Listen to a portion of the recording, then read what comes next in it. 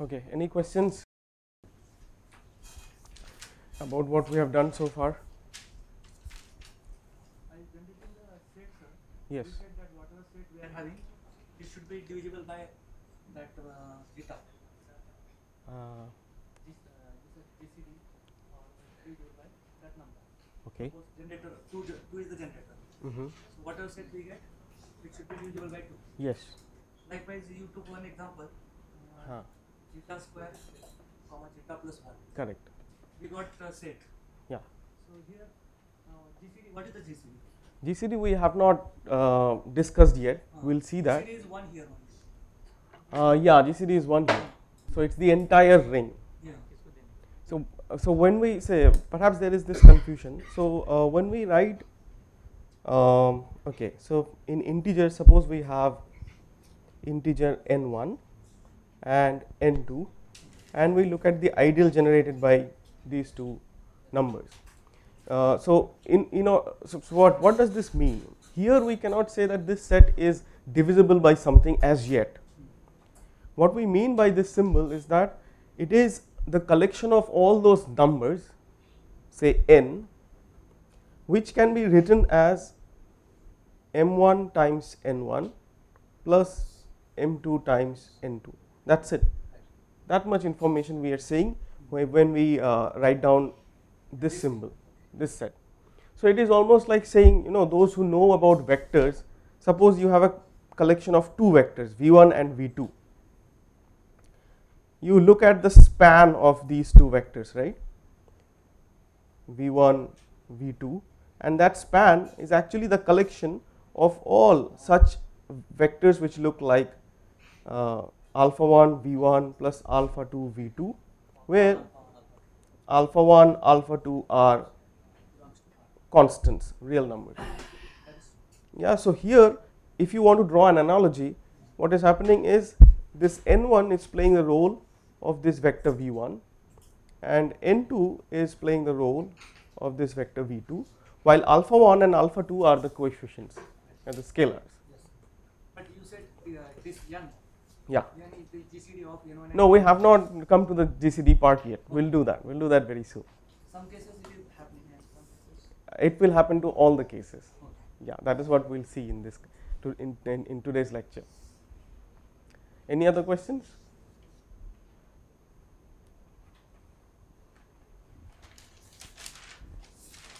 No? Okay, so let us get on with the proceedings. So we have seen so far that there is this idea of a commutative ring A. We have looked at various examples of such a commutative ring, namely the integer ring, the polynomial ring in one variable with real coefficients. There are many other rings also, like for example polynomial in several variables, n variables, that is also a commutative ring. You can check. The set of all continuous functions defined over a closed interval, that also forms a ring. There are so many such things. We'll see some of those examples in the tutorial session. One more important thing that we looked at was this particular type of subsets of this commutative ring called the ideals, and we looked at the situation when there is an ideal which is generated by some elements, and we saw the meaning of this word, that this ideal is generated by these elements. Yeah. Okay. So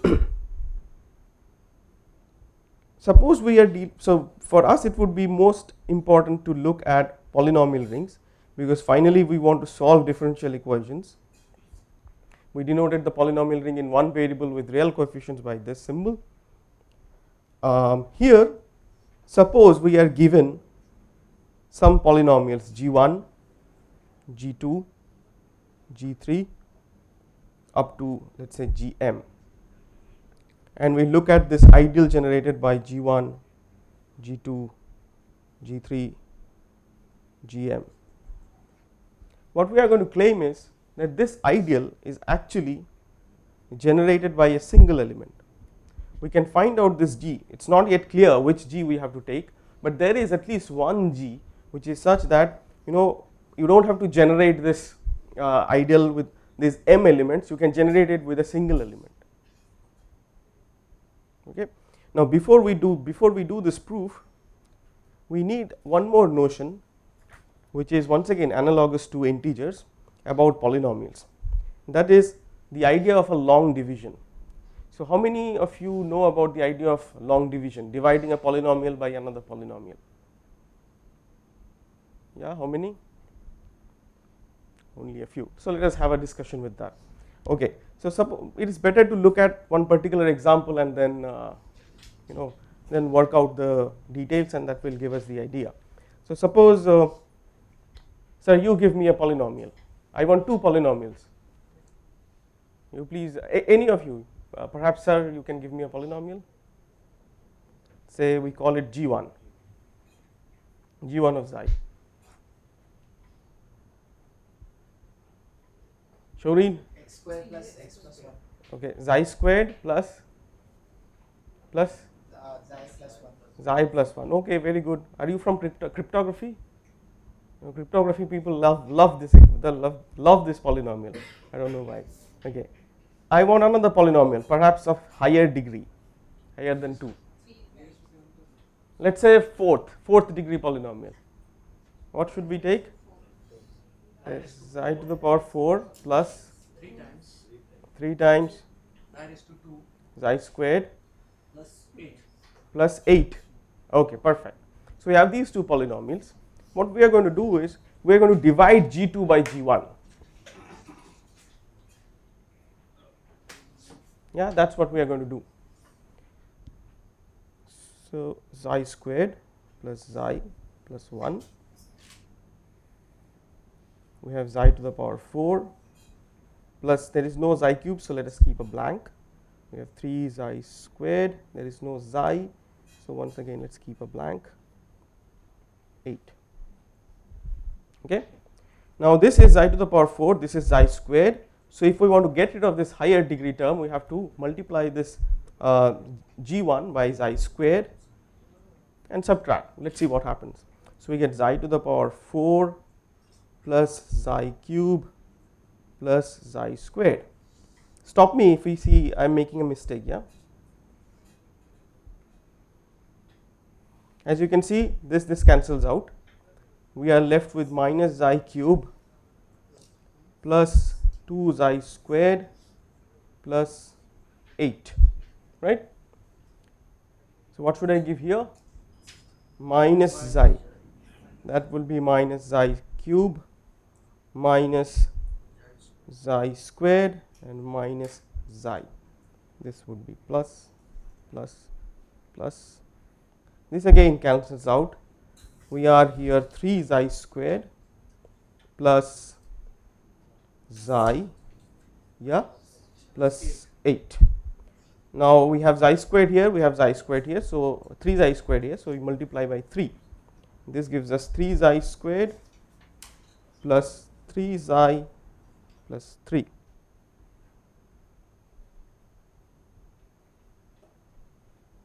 This cancels out.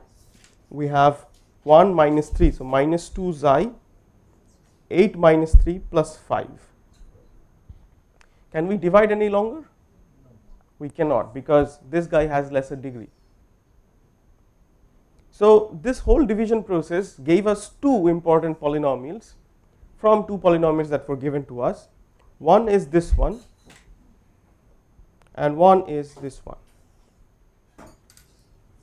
Yeah. Using these two polynomials I can do the following. I can write G2, which was xi to the power 4 plus 3 xi squared plus 8, to be equal to xi square minus xi plus 3 into what was G1 plus minus 2 xi plus 5, right. This polynomial out here we will call it Q xi, the quotient, and this polynomial out here we are going to call R xi, the remainder. So you see the general trend. It tells us that G2 xi, the higher degree polynomial, can be written as Q xi, quotient, times the divisor plus the remainder. Correct. And what is the distinguishing property of this remainder when we say that this is a remainder? See, like for example, it's not like I stop the division here and say this polynomial is my remainder. I cannot do that. In order for a polynomial to qualify as a remainder, its degree must be strictly less than the degree of the divisor, right? So this Rxi has the distinguishing property that degree of R is strictly less than degree of G2. Yeah, this expression is going to be of utmost importance to us. We will call this procedure to be Euclidean division or the long division. Yeah, correct, correct. Yeah, thank you. Should be G1, correct. The divisor's degree. Is it all right? Okay. So now here is the thing. We prove the following.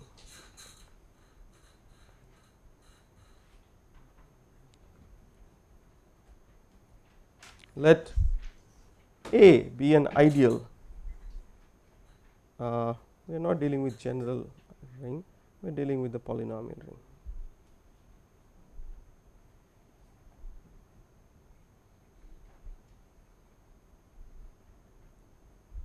This implies there exists an element G psi such that A is equal to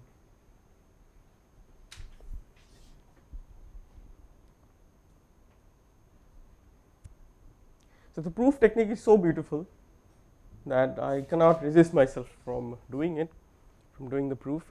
It's also instructive in the sense that it tells us about something it tells us about a very strong tool that is often used in mathematics. It's called proof by contradiction. You have heard of this term, proof by contradiction?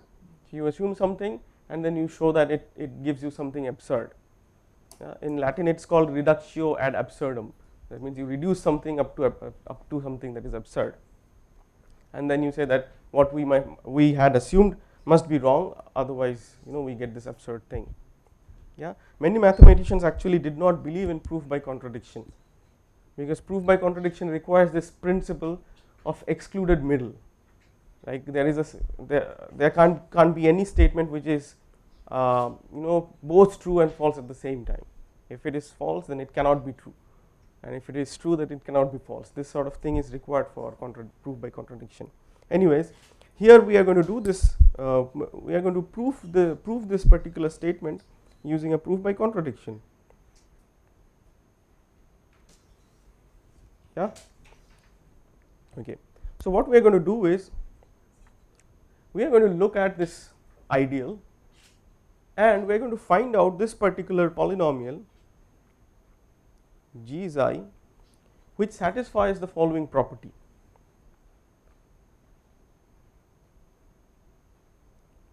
Degree of G is less than or equal to degree of f for all f inside the ideal. First question, is it true that such a polynomial exists? Is it true that we can find such a polynomial? What do you think? It is crucial to understand why it is okay to get such a polynomial. It's okay to write that let us find out G like this. We are not saying that whether it is physically possible, I mean whether you can actually do some algorithm and find out this G. The question is whether such a G exists. What guarantees the existence of this polynomial G? See the property by which we are choosing the polynomial G. We are saying that G has the least possible degree among all the non-zero polynomials, because zero polynomial, the degree is sort of taken to be minus infinity. So we are getting rid of zero polynomials, and zero anyway does not generate anything non-trivial. Zero gives us only the zero ideal. So we are choosing G to be a non-zero polynomial which is such that its degree is less than or equal to any other non-zero polynomial in the ideal. So what gives us the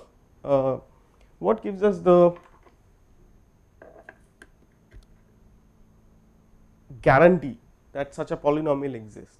What gives us the confidence? See, if you look at this ideal and look at their degrees, those degrees can be, if it's a constant, then the degree is 0. If it's a degree 1 polynomial, then the degree is 1. If it's a linear polynomial, if it's quadratic, then the degree is 2. If it is third, if the degree is 3, then the degree is 3. So these degrees are just numbers 0, 1, 2, 3, 4, and we are trying to find out a polynomial whose degree is least among these numbers. So we are actually finding out a minimum from a set of numbers which is a subset of 0, 1, 2, 3, 4, these positive integers, the natural numbers. So the natural numbers are naturally bounded by this number 0. So you can always find out a lower bound. So if the degrees, if I were looking for a smallest possible number in the set open interval 0, 1, I would not be able to do that. Yeah, because there is no bound. You can go as close to 0 as possible. Whereas for degrees, these are discrete numbers. I can always find out one such smallest guy. There is no uniqueness guarantee, of course. There would be several polynomials which satisfy the property that G is satisfying. But at least among them, I can find out at least one polynomial which is satisfying this property. Correct? Now the claim is this G that we have chosen like this G is going to generate the ideal. So we make the claim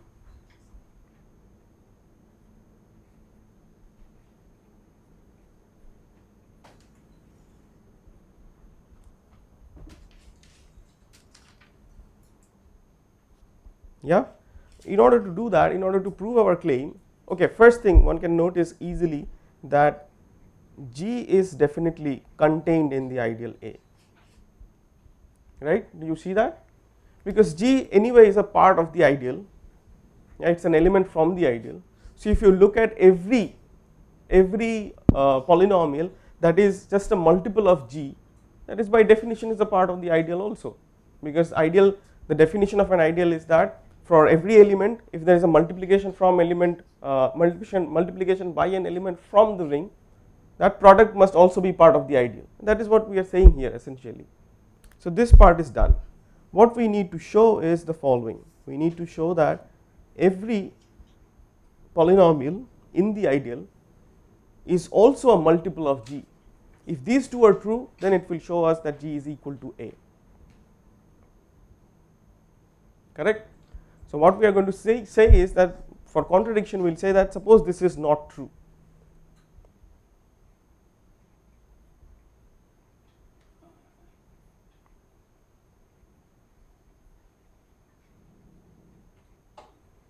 Let us suppose that this is not true. Then this would tell us that there exists a polynomial f xi which is not a multiple of G xi,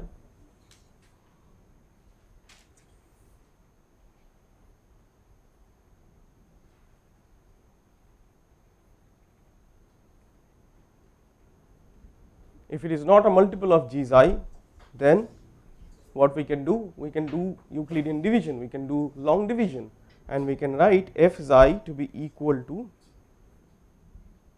what should it be? There would be a quotient plus a remainder, right, where the degree of the remainder is strictly less than degree of G. And of course R is not equal to 0, because if R is 0, if the remainder is 0, then f is a multiple of G, but we are assuming that f is not a multiple of G, right? Now do you see the contradiction? We are already there at the contradiction. We have already obtained something that is absurd.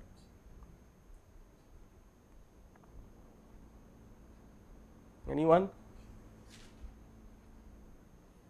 So let us see, let us get it one by one. Does it make sense if I say that this equation implies R xi must be an element of the ideal? Does it make sense?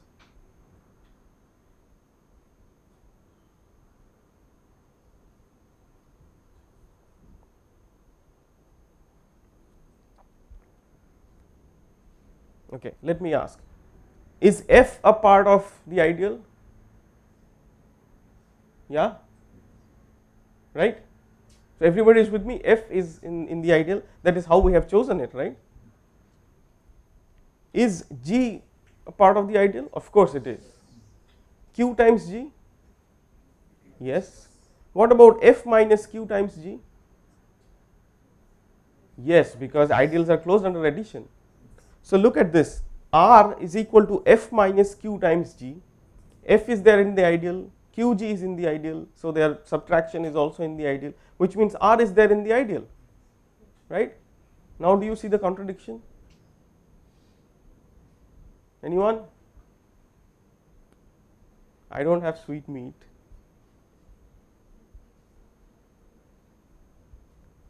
But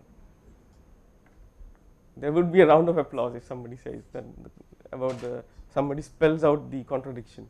Anyone, please? Do you see the contradiction?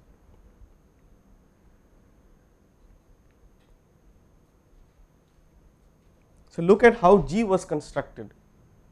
G was a part of the ideal which was such that its degree was less than or equal to every other polynomial in the ideal.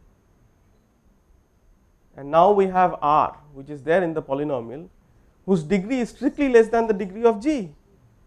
That's a contradiction to the construction of G itself, right.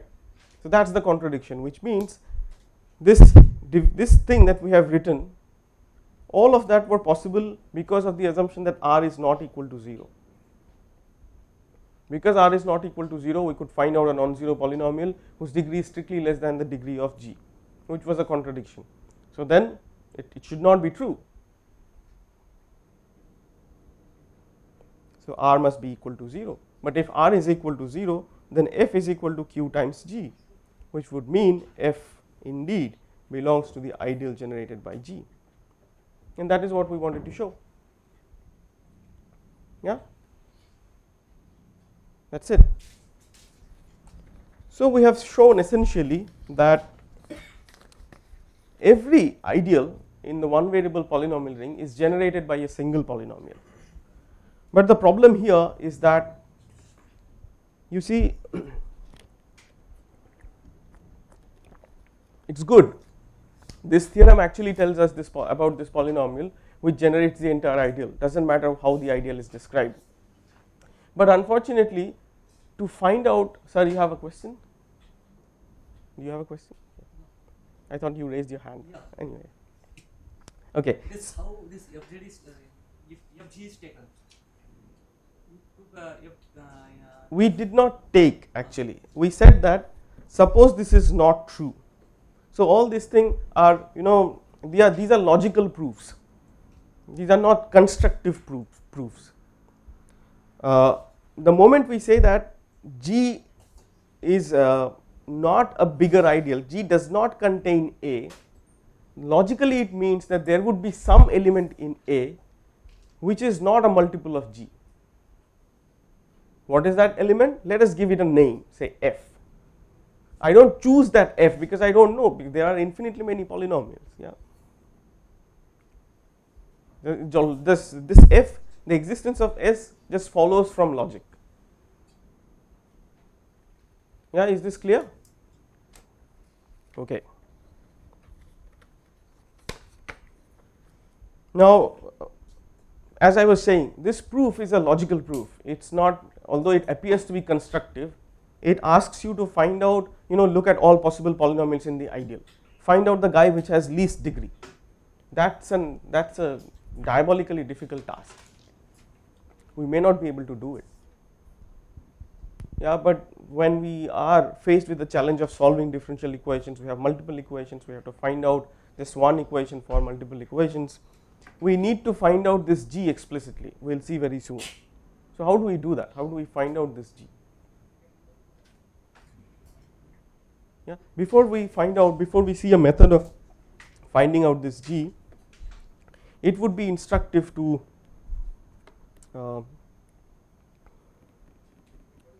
okay, let's see. All right, I had some, so the way it goes in the in the document is something I feel would be too abstract. So let us follow a different path and see and try to make it easier. Yeah. All right. So I hope you understand that although we have shown that the ideal is generated by a single polynomial, it is difficult to find out that single polynomial. It is difficult to, if somebody gives us an ideal, from there to fish out this polynomial g is difficult. Is there an easier way? And that is what we are going to see, that there is indeed an easier way, and this easier way is done through the following method. Okay. For this method to work, we need a description of the ideal in the form of several generators. Suppose we have an ideal generated by G1, G2, G3 up to Gm. From this collection of polynomials, we will find out a G such that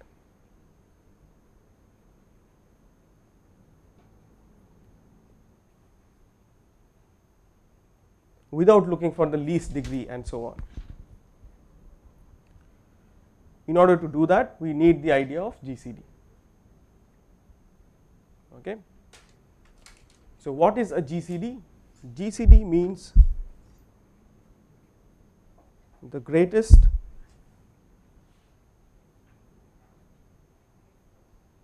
common divisor. Yeah. What is a divisor? Well, if we have a polynomial g and a polynomial f, we say that g divides f and write g divides f if f can be written as q times g.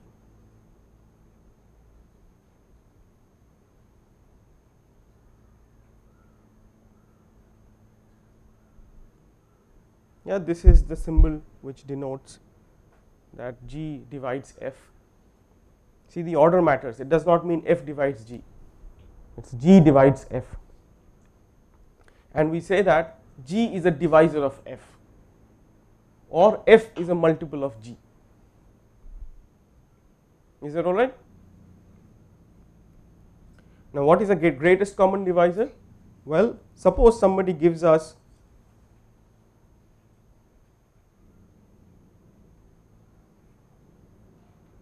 two polynomials g1 and g2,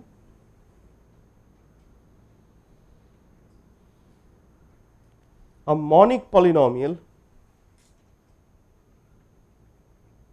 this is important, monic polynomial g xi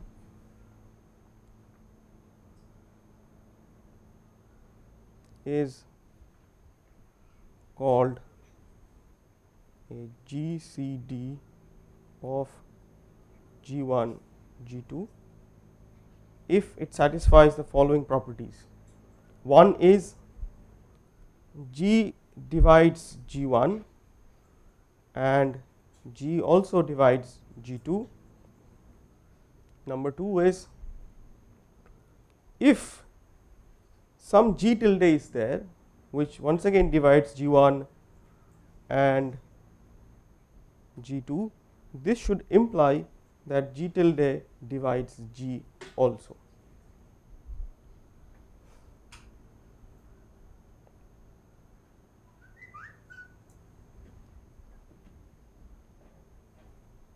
Yeah, then G is said to be a GCD of G1 and G2.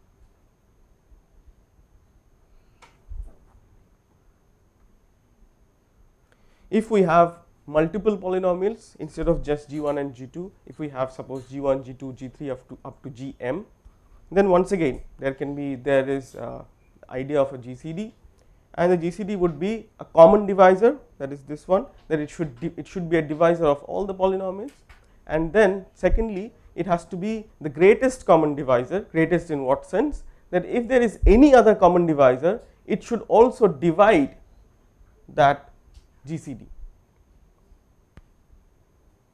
Is the idea clear? First one says it's a common divisor, second one says that there is something greatest about it.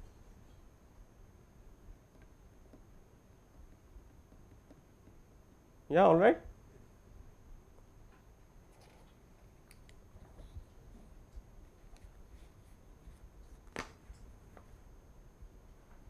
Okay, so GCD is unique given a set of polynomials, a finite collection of polynomials. When you find out its GCD, it's unique essentially because of the property that it's a monic polynomial. Yeah, why is it unique? Like for example, suppose we have G1 and G2, and suppose we have two GCDs, G and G tilde, both of them are GCDs. Then because G is a GCD and G tilde also is a GCD, G tilde being GCD means it's a common divisor, so it divides G1 and G2, which would tell us that because G is a GCD and G tilde is a common divisor, so the second property would tell us that G tilde must divide G, because G tilde is a common divisor. On the other hand, G being a GCD is a common divisor, G tilde is claimed to be a GCD, so G must divide G tilde by the second point. So the two polynomials, both of them are monic and they divide each other. That is possible if and only if G tilde is equal to G. Why? Because you see, if they are not equal, yeah, both of them are monic. Now suppose one is of lesser degree than the other, then you can, it doesn't have to be like that. Say suppose is very interesting. So suppose we write, so we know that G tilde is a multiple of G, right? So that means this is equal to Q times G, because G divides G tilde, but G tilde also divides G. So this means we can write this to be Q, say this is Q1, Q1, and G must be Q2 times G tilde, so it's Q2 times G tilde. G tilde is non-zero polynomial, so we can cancel it out, and we have Q1 Q2 to be equal to 1, where Q1 and Q2 are polynomials. And here in polynomial rings, if you have Q1 and Q2 product equal to 1, it means Q2 is Q1 inverse, right? Which means Q1 must be a scalar, it must be just a real number. Q2 must also be a real number. So if Q1 is a real number, then G tilde is a real number times G, which means if both of them are monic, this Q1 can be, there is only one choice, Q1 has to be 1, otherwise both of them would not be monic. Yeah, that's it. So that is why G tilde is equal to G, which means GCD is unique. So the question is, how do we find out this GCD given a set of polynomials? Yeah, this unique GCD.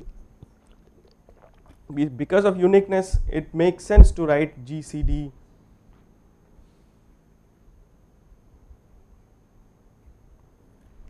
this symbol means the GCD. So this is as if GCD is a function.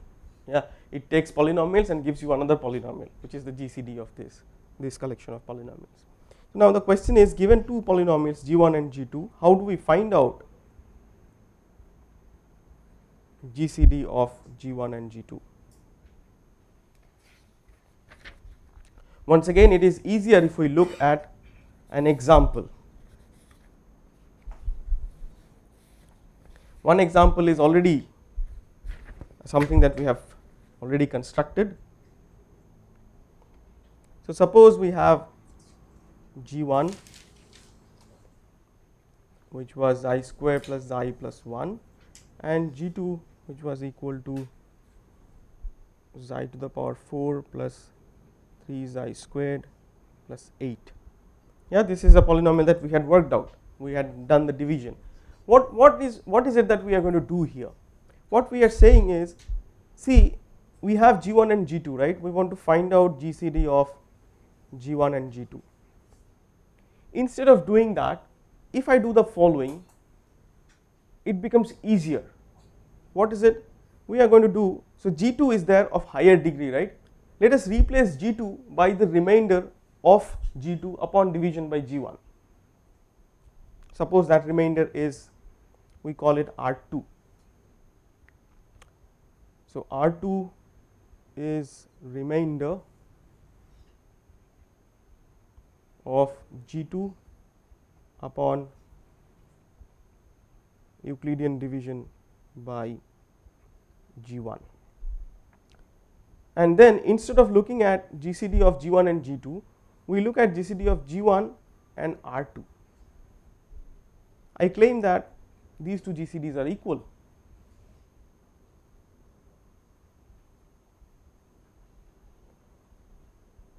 Do you see that? Well,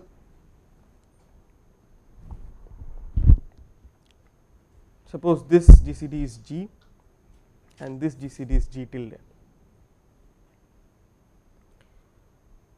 Once again we will use this trick that G divides G tilde and G tilde divides G, both of them being monic would imply G is equal to G tilde. Okay. So for that what we need to do is we need to write G2 to be equal to some Q times G1 plus R2, right. This is the most important equation that we have seen so far. This is the result of the Euclidean division.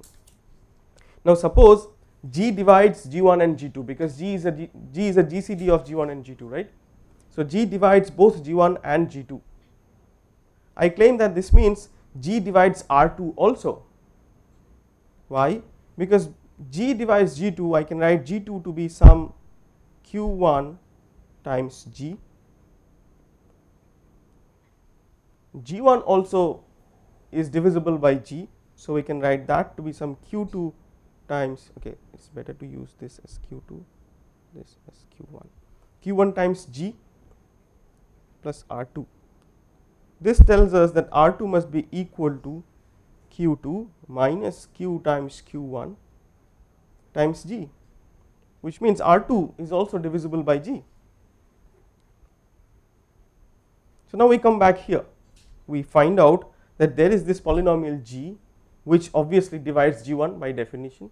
Now we have shown that G divides R2 also. So G is a common divisor of G1 and R2, but G tilde is a GCD, so this would imply G must divide G tilde.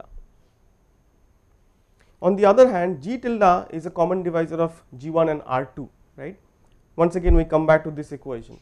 This tells us Q2 is equal to Q times G1 plus R2, but G tilde being a divisor of G1 means there exists some Q1 tilde times G tilde plus, and R2 is also divisible by G tilde, so there exists some Q2 tilde times G tilde. This tells us that Q1 tilde plus Q2 tilde this times G tilde, which means G tilde divides Q2. But by definition G tilde divides G1. So G tilde is a common divisor of G1 and G2. Sorry, this is G2. G tilde is a common divisor of G1 and G2, which means G tilde must divide G, because G is a GCD. So with these two properties, this would imply that G is equal to G tilde.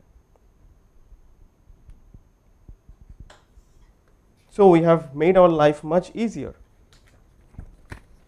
So we have two polynomials. Once again, G1 was given to be xi squared plus xi plus 1. G2 was given to be xi to the power 4 plus 3 xi squared plus 8, and we were to find out GCD of G1 and G2, but we do not have to do that. We can just divide G2 by G1, obtain the remainder, and we have already obtained the remainder R2 to be equal to minus 2 xi plus 5. So minus 2 xi plus 5, which means this GCD is same as GCD of G1, and instead of G2 I can write just minus 2 xi plus 5. I don't have to stop here, I can continue further. Now I notice that degree of G1 is 2, degree of R2 is 1. So once again I can divide G1 by this lower degree polynomial and reduce the degree further. So now what I do is I do Euclidean division by this new remainder to this other, to the initial divisor that we had, and obtain a remainder. So what do I do? What do I do for that? We have to give minus half times xi, that will give us xi squared minus 5 by 2 times xi, right? Yeah, this is minus, this is plus, this cancels out. We have 1 plus 5 by 2, which is 7 by 2, 7 by 2 xi plus 1.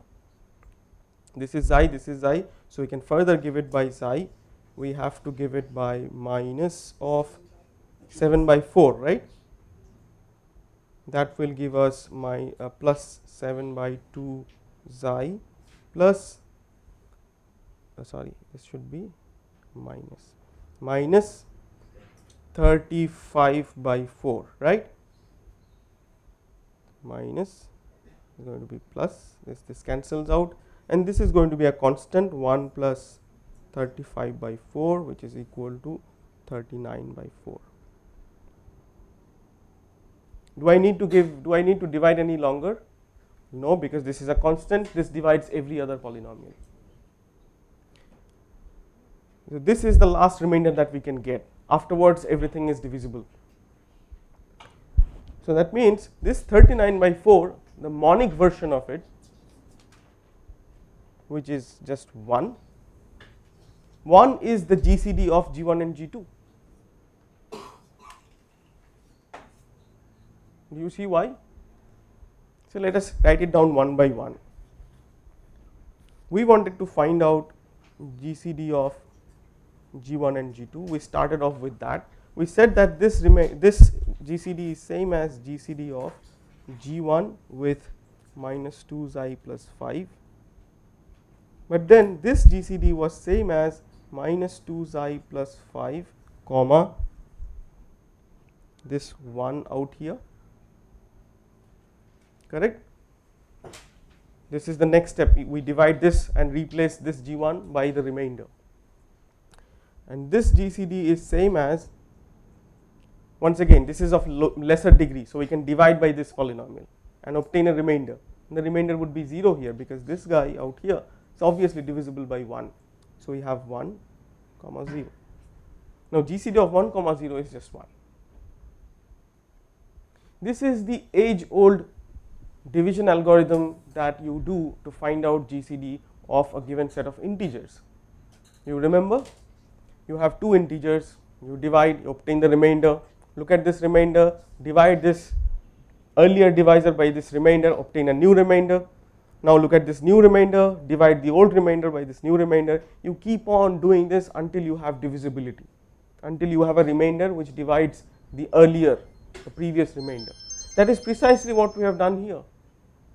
The surprising part is that something that works out for the integers also works out for the polynomials. And the reason, I am not sure whether you understood the reason while you learned this algorithm. The reason is essentially this one, that when you have two polynomials and or two numbers, you have to find out the GCD of those two numbers. That GCD is equal to the GCD of two new numbers, where one is the old one, the lesser degree one, and the other one is the remainder. You replace the higher degree polynomials by their remainders, and you still get the same GCD, correct? So this algorithm of finding out GCD by doing division, by doing long division by remainders after remainders, this process has a name. It's called Euclidean division algorithm.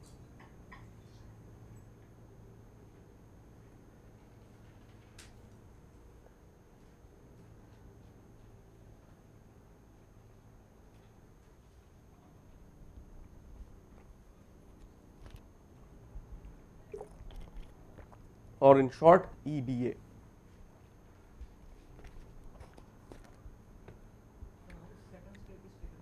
Which one? Second step. Second step, no? Second step we have, once again forget about G1 and G2 now. Consider this to be G1, consider this to be G2 and this to be G1. This is lesser degree, so divide the higher degree guy by the lesser degree guy and obtain remainder. That remainder turned out to be 1. You understand? Fine, no? Okay. Now comes the big surprise. Okay. So far so good. We need one more interesting, very crucial result before we get to some sort of conclusion.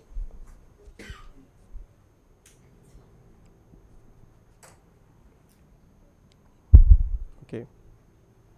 All right. So in this same example, I want you to notice. Okay, I want you to pay attention to the division process of 2 xi plus 5. Okay, division of xi squared plus xi plus 1 by 2 minus 2 xi plus 5.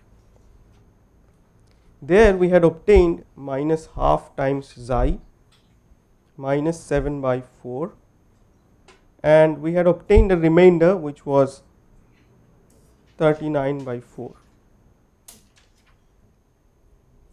Yeah, this implies that this 39 by 4 plus minus half xi minus 7 by 4 times minus 2 xi plus 5 is equal to xi squared plus xi plus 1, right? Now if we look at this minus 2 xi plus 5, so before that let us do the following. We write 39 by 4 to be equal to half xi plus 7 by 4 times minus 2 xi plus 5 plus xi squared plus xi plus 1. Half xi plus 7 by 4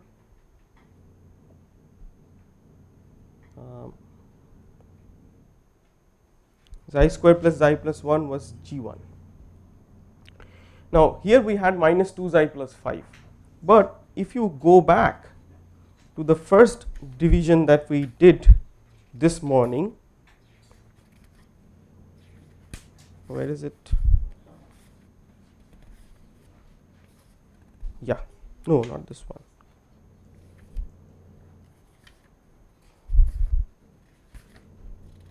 Can anyone please help me? Okay, yeah, here it is.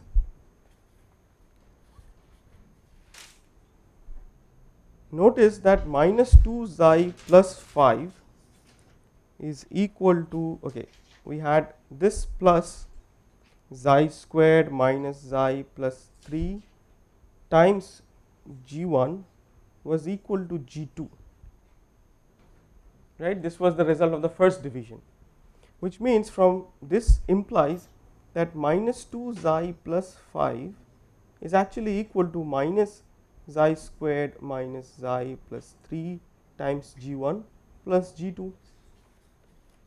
Yeah. Now I can substitute for minus 2 xi plus 5 this expression out here, yeah, which would give us minus xi squared minus xi plus 3 times G1 plus G2 plus, okay, plus we have this G1 here. Let's write it down here. Forget about this digression. Once again we come back here and write 39 plus 4 must be equal to half xi plus 7 by 4. Let us collect all the coefficients of G1 together. That would give us minus minus xi squared minus xi plus 3. This product plus 1, this entire product multiplies G1 plus half xi plus 7 by 4, this multiplies G2. We can multiply by 4 by 39 and make it 1, and we have this big polynomial multiplied by 4 into 39. We call it, let us say, A xi, this multiplies to G1 xi, and this multiplied by 4 over 39, this gives us a B xi multiplied by G2 xi.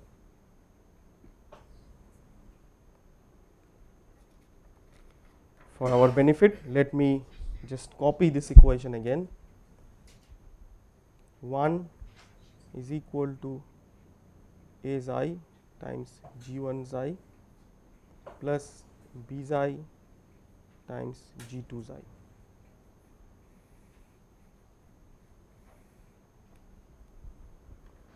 And as you can see, there is nothing special about this 1 as such.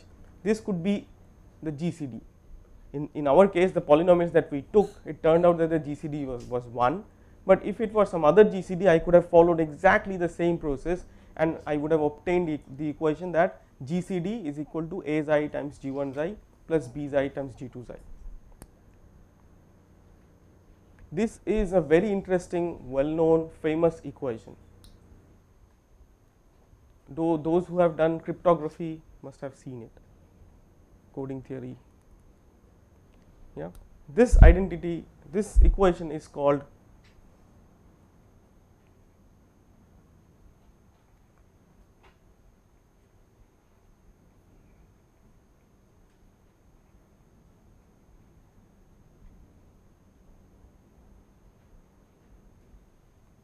or in the West, the more popular name is the Bezu identity. We call it Bezu / Aryabhatta identity. What does it say? Given two polynomials, find out their GCD.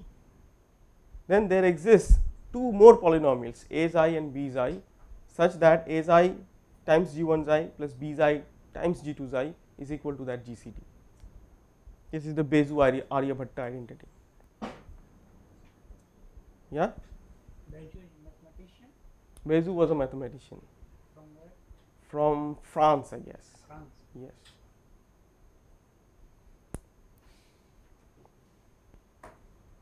You can Google Bezu and find out about him. Of course, you know about Aryabhatta. Of course, Aryabhatta's. One earlier than Bezu. Of course, Aryabhatta was much before Bezu. I don't want to go into the debate. Maybe, yeah. But of course, Aryabhatta identity was for integers. Yeah, whereas Bezu identity, I guess, was for polynomials. Yes, but it turns out that polynomials, one variable polynomials, and integers behave very much closely. They are almost like the same. Yeah. Okay. So now we are in a position to do something interesting. Any questions so far? All these things will be much clearer if you when we do these algorithms by hand during the tutorial session. Now, why did we do all of this jugglery? What was the benefit? We will see two benefits, and they are actually interconnected, but the way we will describe it may not seem that they are interconnected, but well, they are. We will see them one by one. First one, with this Aryabhatta identity in place, we can now show that given, say, two polynomials G1 and G2, the ideal generated by them is same as the ideal generated by their GCD. And I want your help to get the proof of this result. So what should we do? Should we do first? We have to show equality of two sets, right? So, showing equality of two sets would require us to show containment both sides, that is this is contained in this and this is contained in this. First one is this one, this is easier. Can anyone tell me why is this true? Rajnikant?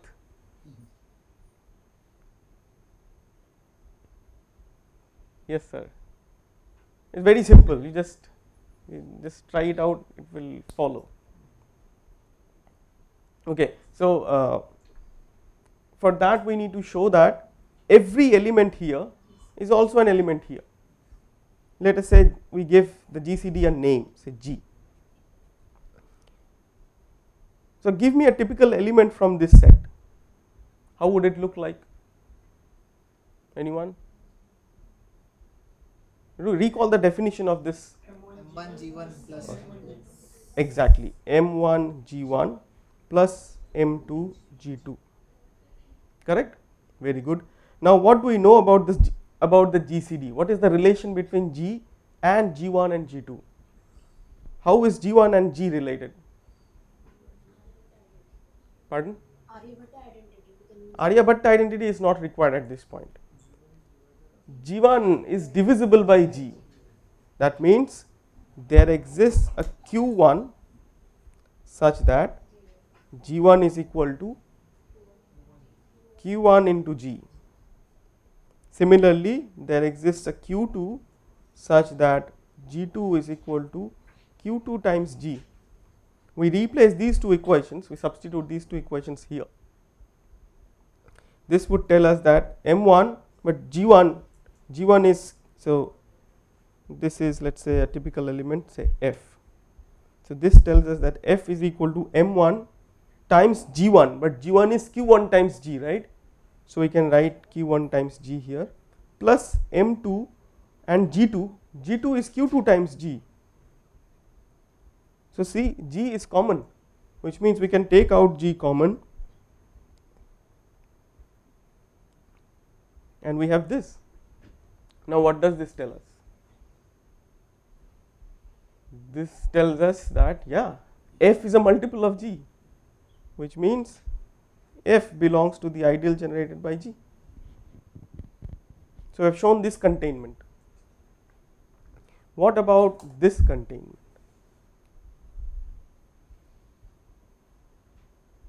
So once again we do the same trick, we look at a typical element in this ideal.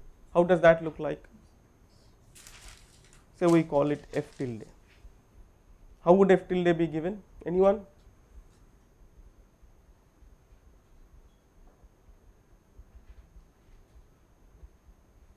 Shorin. Remember that F tilde is taken from the ideal generated by G. So how can I write F tilde? Some M times G, right? Yeah, you are with me? M times G. Now we use Bezier identity. G can be replaced by this expression.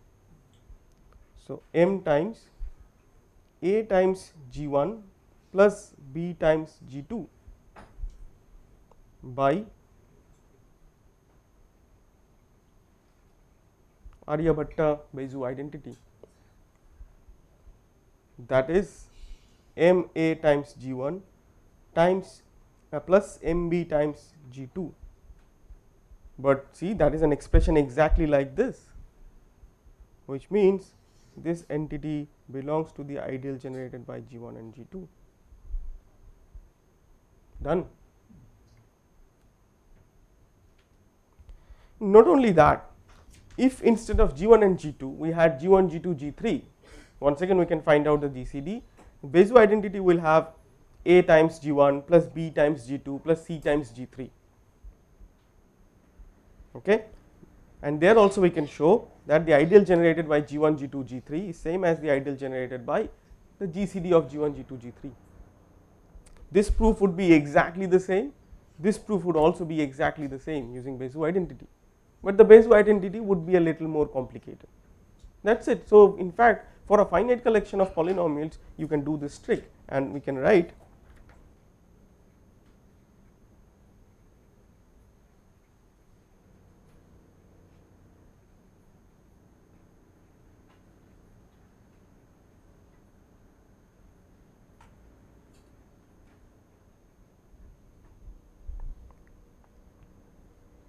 yeah. So, this was the first interesting observation about GCDs. Second interesting observation is the following. Once again we do it for two polynomials, it is easier, but it can be generalized to multiple polynomials. Suppose we have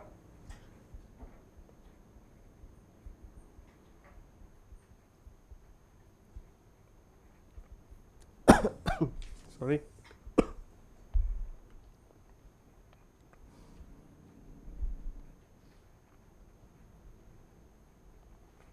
two differential equations.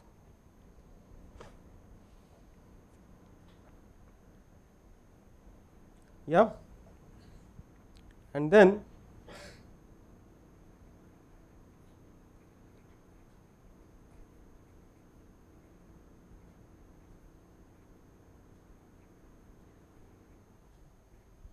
as polynomials, suppose G xi is the GCD of G1 xi and G2 xi.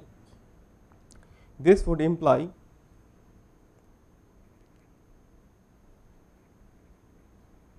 if we look at this single equation, instead of these two equations we get the solution sets to be exactly equal. In other words, let me use this weird symbol, it is also instructive.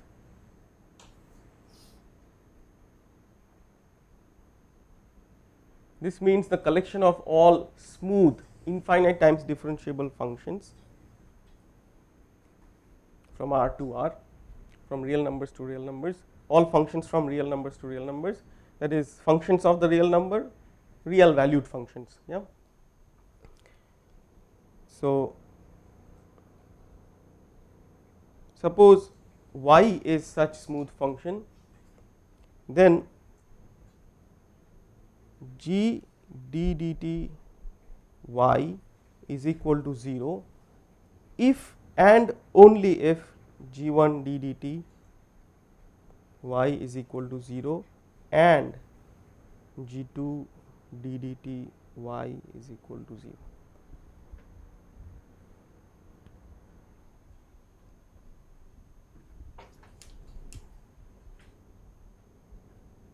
You recall that we were trying to do something similar in the first class. We had multiple equations, we wanted to find out a single equation. Shourin, I guess, had suggested that we can look at their combination, differentiate it once and look at the combination, we get something smaller. But then for that it was sure that if y is a solution of the two equations given, then y definitely is a solution of this new equation. But if y satisfies only the new equation, whether it would satisfy the older two equations simultaneously, that was not clear. But here we are saying that okay, you can find out one such just a single equation provided that you look at this GCD. Now why is this true? So let us first list out what are the ingredients that we have. We have a polynomial g1 xi, another polynomial g2 xi, and we have g xi which we have calculated and found out that it is the GCD of g1 and g2. The claim that we are making is the following, that another y is a C infinity function. The claim that we are making is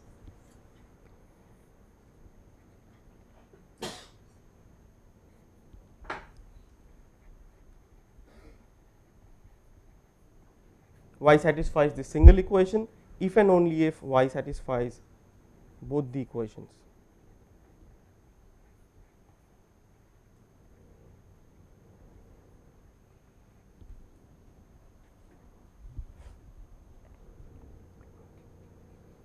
We show this direction first, that g d dt y is equal to 0, that implies both these equations are satisfied.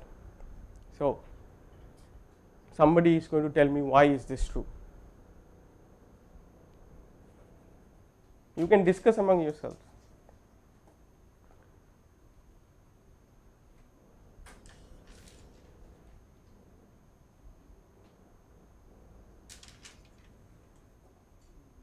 We assume that y satisfies this equation. We want to show that this implies y satisfies this equation as well as this equation.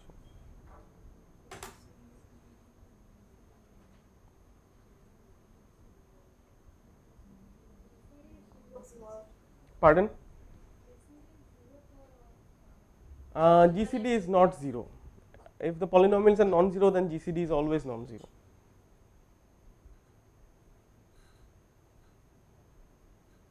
Think in terms of polynomials. What can you say about G1 xi in relation with G xi? How is G xi and G1 xi related? It is divisible. It is divisible, which means there exists a polynomial Q1 xi such that G1 xi is equal to Q1 xi times G xi. Now, this identity is true for any symbol xi. In particular, it is also true for xi replaced by d dt. Yeah, an example of this would be something like, you see, if we have xi squared plus 3 xi plus 2, that is equal to xi plus 1 times xi plus 2, which would mean that if I have d square y dt squared plus 3 dy dt plus 2y, that is same as d dt plus 1, this is operated on dy dt plus 2y. You see, if I do this, then I have to differentiate by d dt once, that will give us d square y dt squared plus this is 2 times dy dt, this is just dy dt plus 2y, which is once again d square y dt squared plus 3 dy dt plus 2y, and the two are equal. You see, as far as these polynomial differential operators are concerned, they can be viewed just as polynomials. You can forget about their d dt operation. You can multiply, you can add, you can subtract, correct? So, here also we see that, can I get rid of this?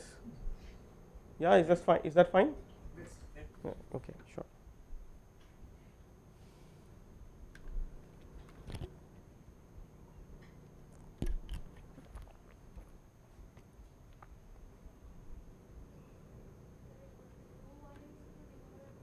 Pardon?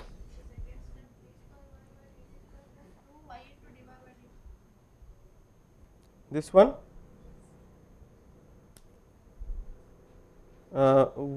Which term are you talking about? This is fine, right? This one? That is this times this.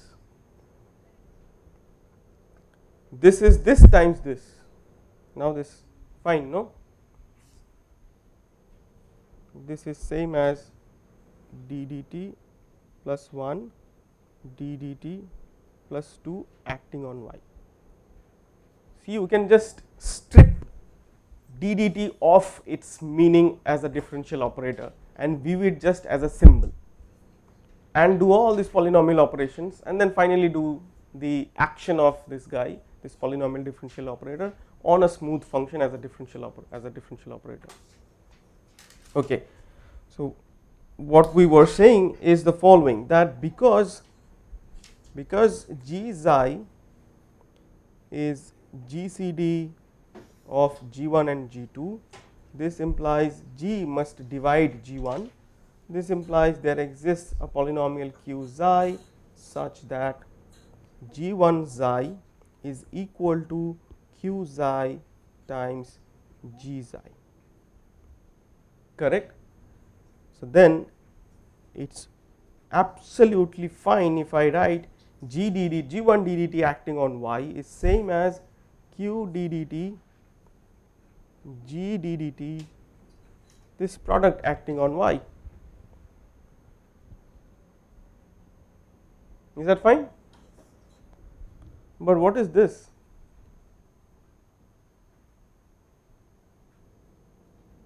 This is 0, because y was chosen to be a solution of this equation, which means Q ddt acts on the 0 function and should obviously produce 0. Exactly similarly, you can write G2 xi to be equal to Q2 xi times G xi, which would imply G2 d dt acting on y is same as Q2 d dt times G d dt acting on y, but once again this is equal to 0, so we get 0. So one part of the claim is done. We wanted to show that G d dt y equal to 0 should imply both these equations are satisfied, correct?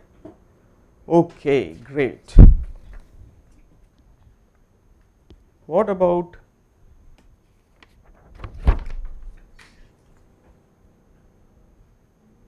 this direction? So we assume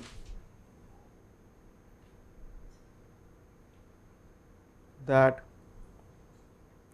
G1 d dt y is equal to 0 and G2 d dt y is equal to 0. We want to show that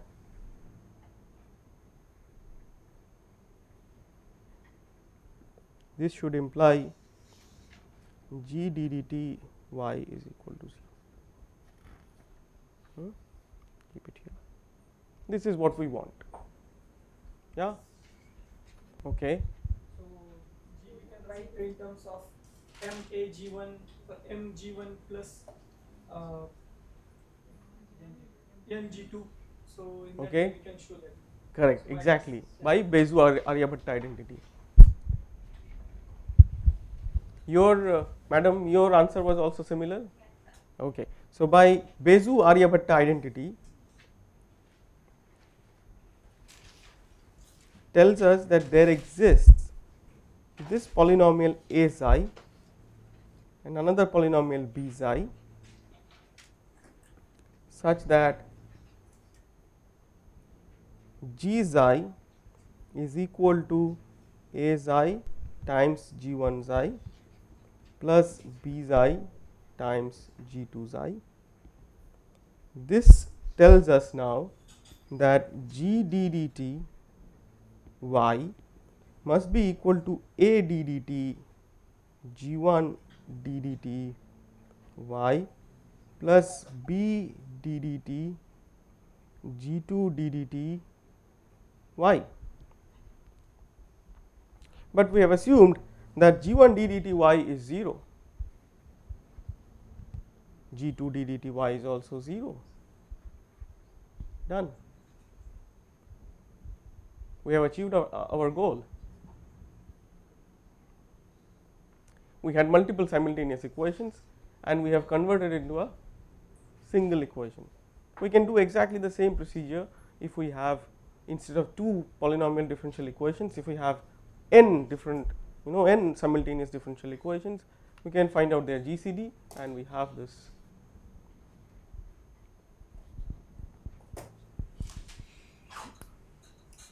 Now that we have a single equation, from there we can just follow our phase variable technique.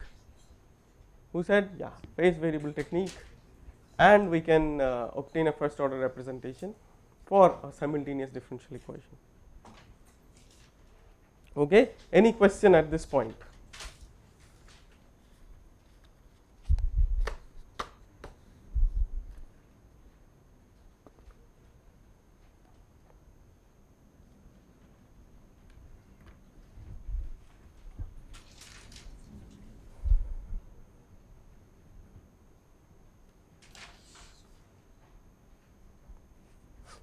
Any questions?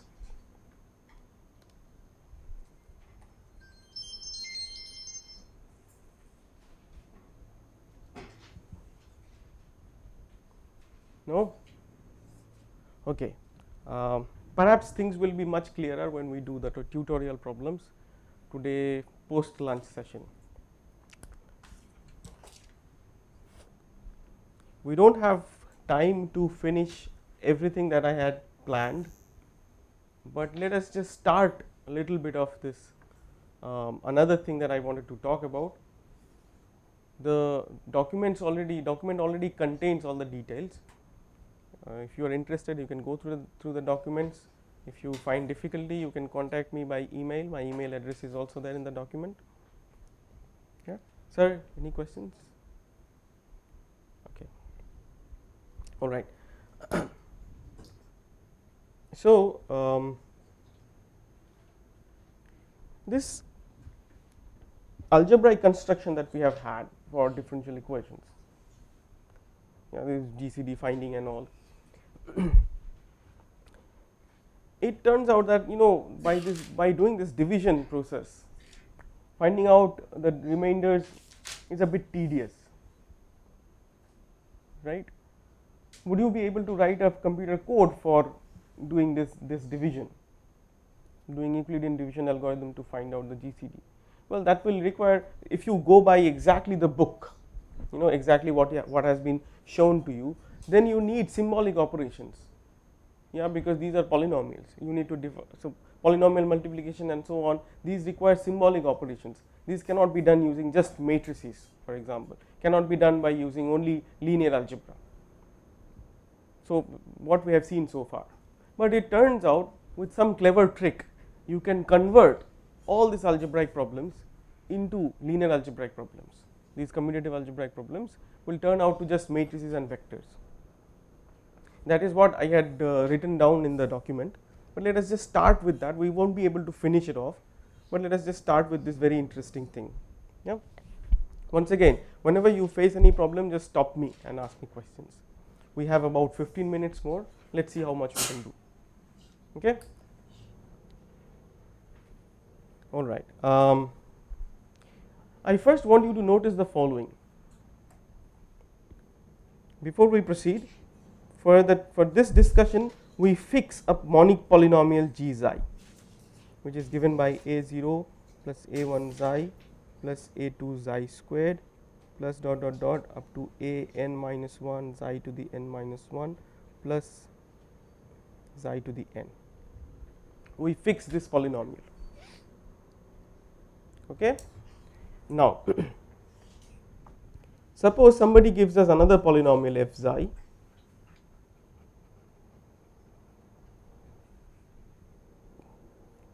We do Euclidean division and obtain f to be equal to q times g plus r, where degree of r is strictly less than degree of g. I say this remainder r is unique. Do you see that? So I guess we can stop here. Thank you.